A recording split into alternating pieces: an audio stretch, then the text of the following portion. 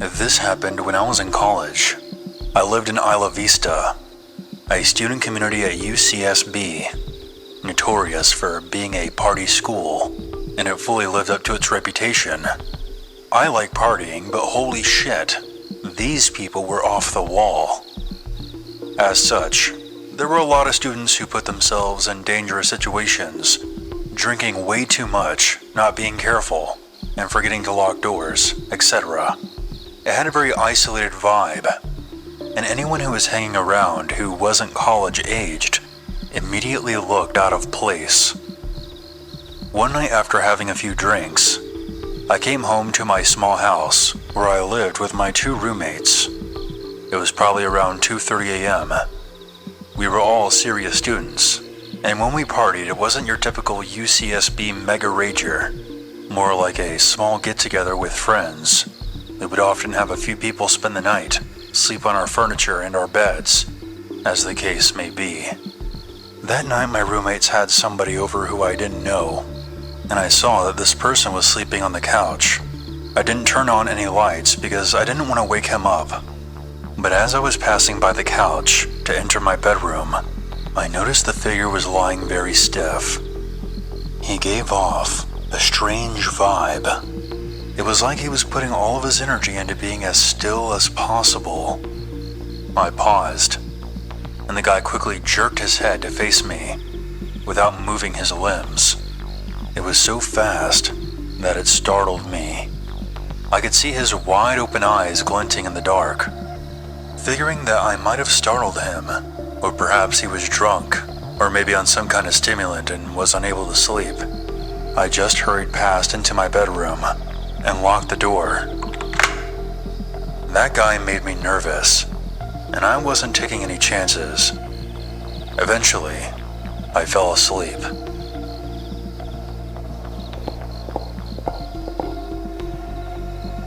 At 4:30 a.m., I woke up.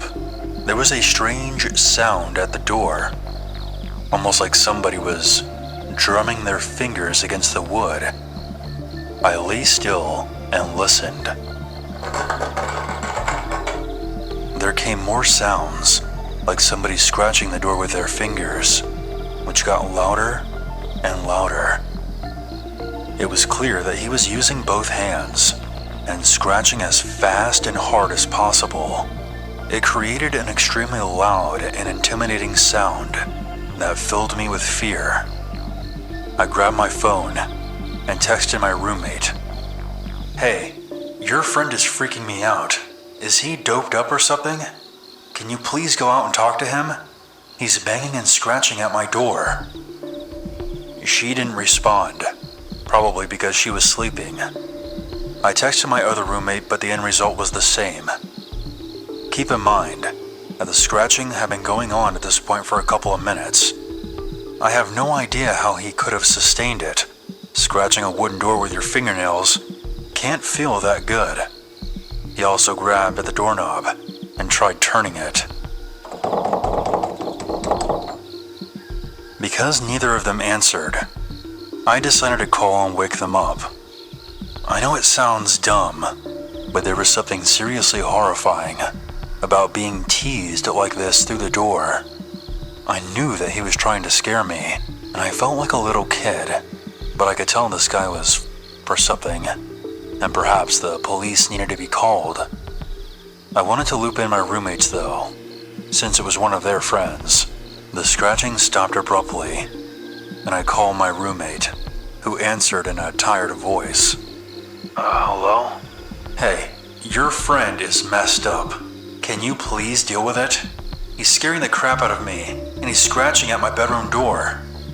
She didn't say anything for several seconds, and when she spoke, she didn't sound tired at all. What friend? The guy who was sleeping on the couch. We didn't have any guys over tonight. Call the police, now. My adrenaline went through the roof. Before hanging up, I told her to lock her bedroom door as quickly as possible. I realized that I hadn't heard the scratching in a while, and I had no clue where the guy was. Suddenly I heard a loud banging at the other end of the house, where my roommates, Lauren and Monica, shared a bedroom. The bangs were followed by the sound of screaming. I quickly dialed 911 as this maniac proceeded to bang against my roommate's bedroom door. Thankfully, they had locked it in time. The heaviness of the blows left no doubt that he was trying to break the door down. I told the operator the situation, and they dispatched 2 squad cars. The police in Isla Vista are generally used to peeling drunks off the sidewalk and breaking up brawling frat bros, but this was serious, and I think the dispatcher knew how terrified I was from my tone. She stayed on the line with me. At one point, the banging stopped, and everything was silent for a while, when suddenly I looked down and saw that the intruder had slipped his fingers through the 1-inch gap between the bottom of my door and the floor, and he was just kind of wiggling them around and making this weird growling sound. I screamed and backed away, which I instantly regretted. In hindsight, it would have been so awesome if I just stomped out of his fingers and heard him howling in pain. When the cops showed up, I heard him running and the sound of our sliding glass door opening and closing. He was gone, and the cops never caught him. My bedroom door was covered in these huge gouges that he had made by using a pair of scissors, which he discarded on the ground before he left. What terrifies me the most about this was that I walked right past him. I looked him right in the face. I realize now that he was not trying to sleep. He probably heard me open the door and freaked out because he hadn't realized that somebody else was living there. He was lying so stiff because he was trying to blend into the couch.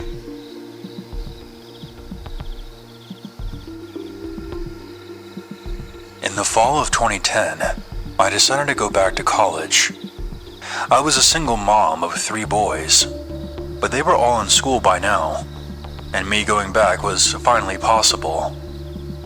The school I went to is a regional campus to a very large university, and located in a neighborhood that is known for crime, meth, heroin, prostitution, etc. But it was only a 20-minute drive from my house, and I didn't feel unsafe about going there. My first day there was intimidating. I didn't know anyone, and I was a lot older than most of the other students. I was 28 at the time. I sat down at a table in the back of the room, and a few minutes later, a woman who was around my age sat down next to me.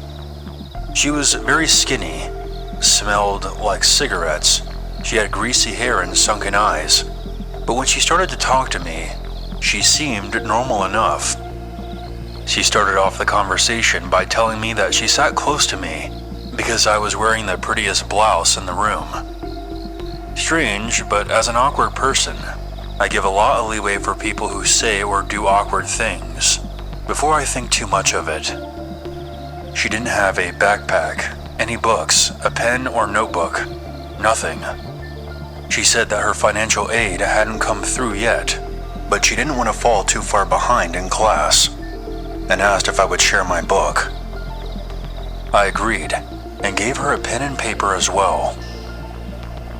After the first class, she asked if I wouldn't mind going with her to the library, so she could scan a few pages from my book to take home.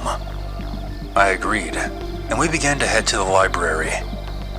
She stops and looks at her phone, and says her son just texted her, and needs her to come home to do something. She then asks if I could come with her. I tell her that I have another class, and I couldn't go with her. I asked if she still wanted to go to the library first, and she said no, and that she had to get back to her son, but really couldn't go alone for some reason. I was confused, but I kept telling her that I couldn't go with her, and then she starts crying. At this point, we were in a common area outside, with the parking lot on one side and the library on the other. I didn't like being outside, away from people, with this woman anymore. She got really upset and started screaming at me, basically cursing me out. I don't remember how the interaction went exactly, because I was in complete shock by how quickly she transitioned from being friendly to crying, and now screaming in my face. I turned around and began heading toward the library. I pulled out my phone and called my friend so that I would have someone else aware of this lady if she tried to do anything more than just scream at me. I get to the library doors and watch her. She was now standing at the edge of the parking lot. A car then pulls up next to her. The man who was driving was obviously upset with the woman. They were arguing, but I couldn't hear them from where I was. Eventually, she gets into the car and leaves with him. The next day I was dreading class because I didn't know what this woman's attitude would be the next day. But she wasn't there. In fact, she never came back to class. Looking back, I'm fairly certain that she wasn't even a student there, and for whatever reason, she was trying to lure me away. I wish I knew what her intentions were, but at the same time, I'm glad that I never had to find out.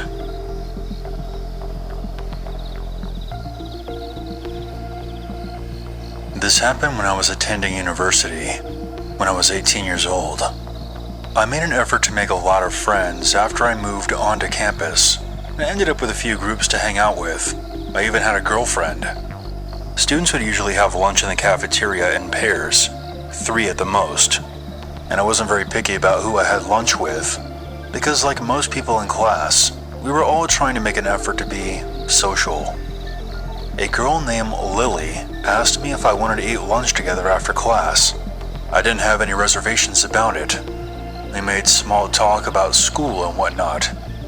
After that day, she kept asking me to get lunch with her.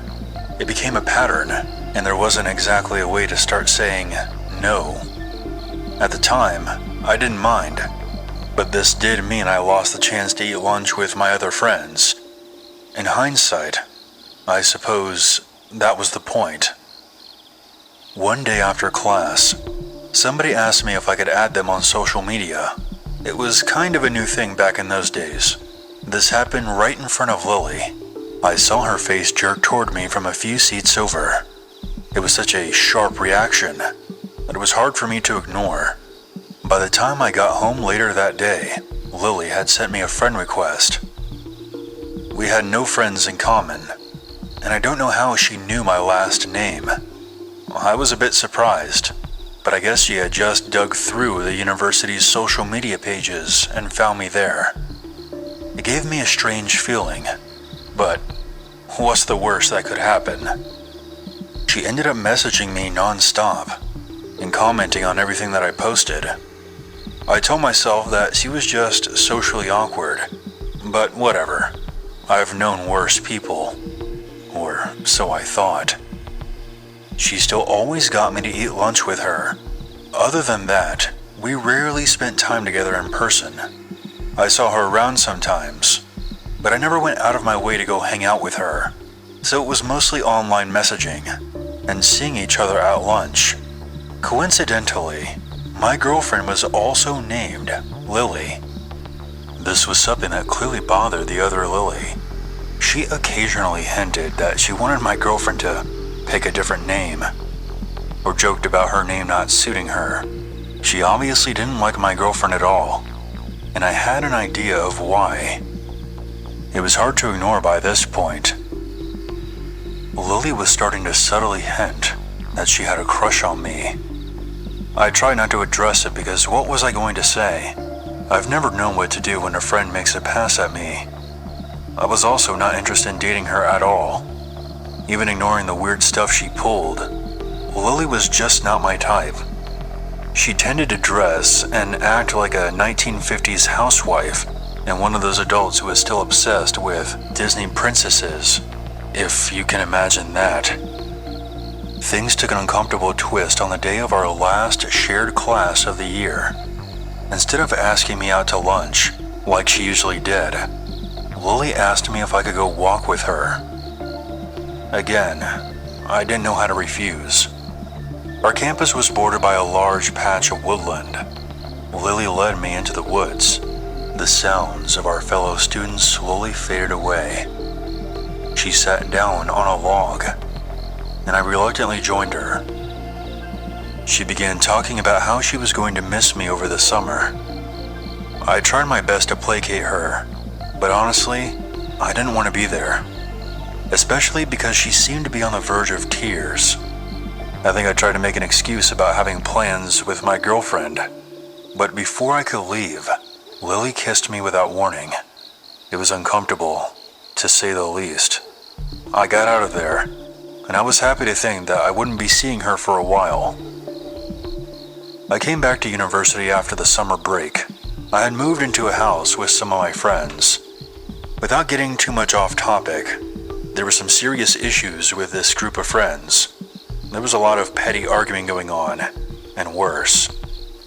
I also broke up with my girlfriend around the start of the school year, and basically, this entire mess made me recontextualize things with Lily, because it suddenly didn't seem like a bad idea to socialize with her.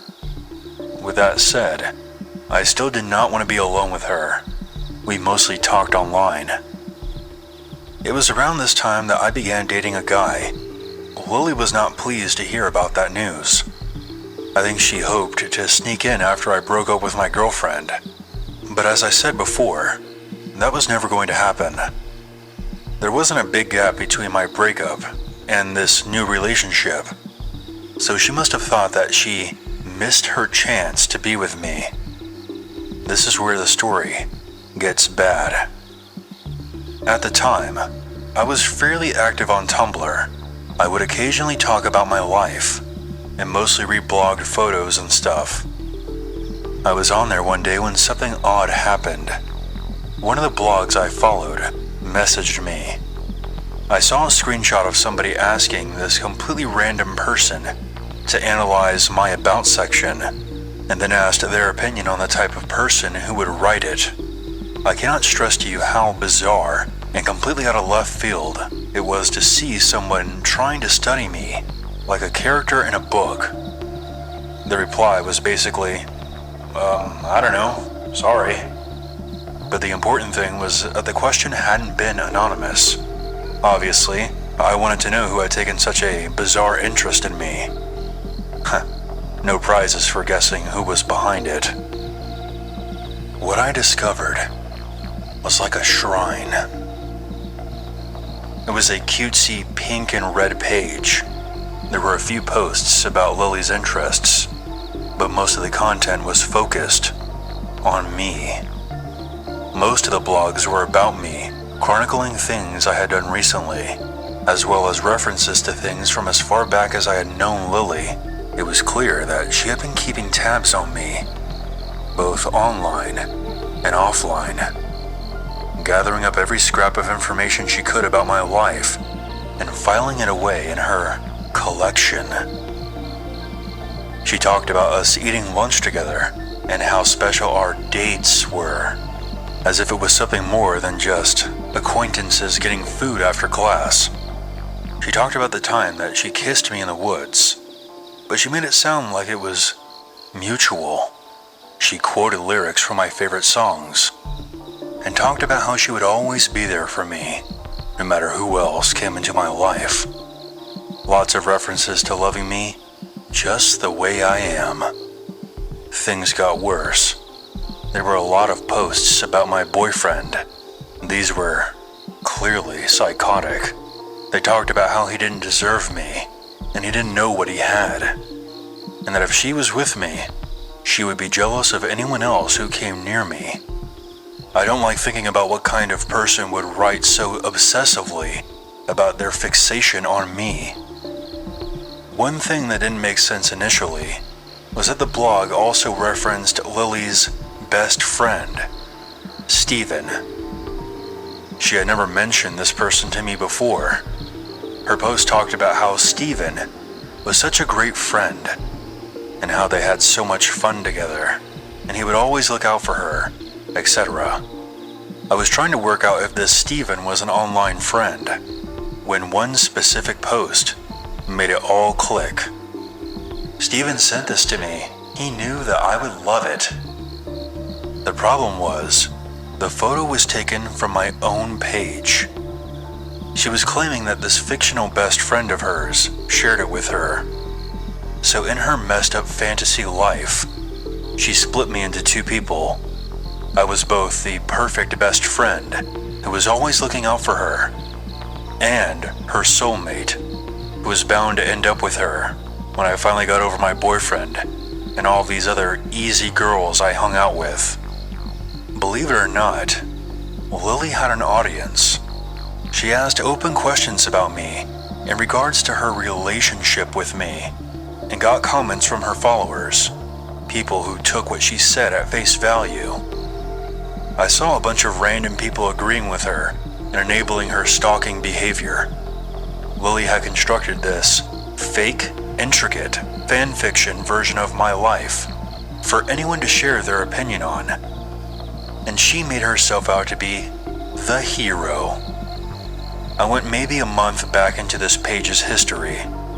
I did not look at everything that was there.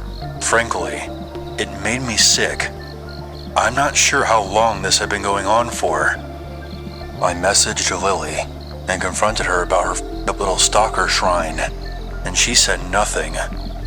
I cannot stress to you how weird it was to have found pages and pages dedicated to me, with her talking about how she was in love with me and would make sure that we ended up together, creating this messed up fantasy with two different versions of me in it. And when I confronted her, she acted like it never happened. She eventually deleted the page, or at least changed the name so that I couldn't find it. No way was I ever going to hang out with her again, but we still shared a class, and she was starting to scare me with what she might do next. I'm a paranoid person by nature, so knowing that someone was obsessively keeping track of me for who knows how long freaked me out. The next thing she pulled was trying to seduce my boyfriend. It was an absolutely useless attempt that only made him feel awkward. He told me about it right away. What was her plan there? Did she hope that he would cheat on me with her and then wait for me to break up with him? When that dumpster fire of a plan failed, she tried hitting on 3 of my other friends. None of them took the bait. She ended up dating one of my former roommates for a while, but made sure to send me messages while they were together, letting me know that she would rather be with me. Blech. No thanks. Lily made sure to stay in my life the entire time I was at that university. There was a time when I tried to pull away from her, and that's when she started rumors about me, which damaged career opportunities that I had put a lot of work into. I don't know what else she did behind my back, but it made me realize it was safer to let her think that she was part of my life rather than doing something that would cause her to get angry. After I graduated, Lily was still trying to claw her way back into my life. I almost stopped posting on social media entirely by this point. Of course, she didn't give up that easily. She tried to start conversations. I usually just ignored her. I didn't like to think how she was still tracking me online. The last time we had a real conversation was when she messaged me out of nowhere, and thinking about what transpired makes my skin crawl. But I'll summarize what happened. She started asking me very personal questions about my sexuality.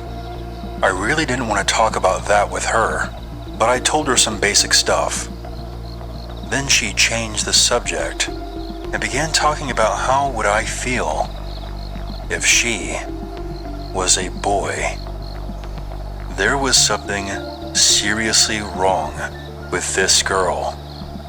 I tried telling her not to pull this crap with me, but she responded by sending photos of herself, followed by a bunch of messages, maybe 4 or 5 a minute, way too fast for me to reply before the next one arrived. basically quoting back what I had told her about myself, as if she was role-playing as me, trying to absorb my history like some kind of parasite. I cut off all communication with her after that.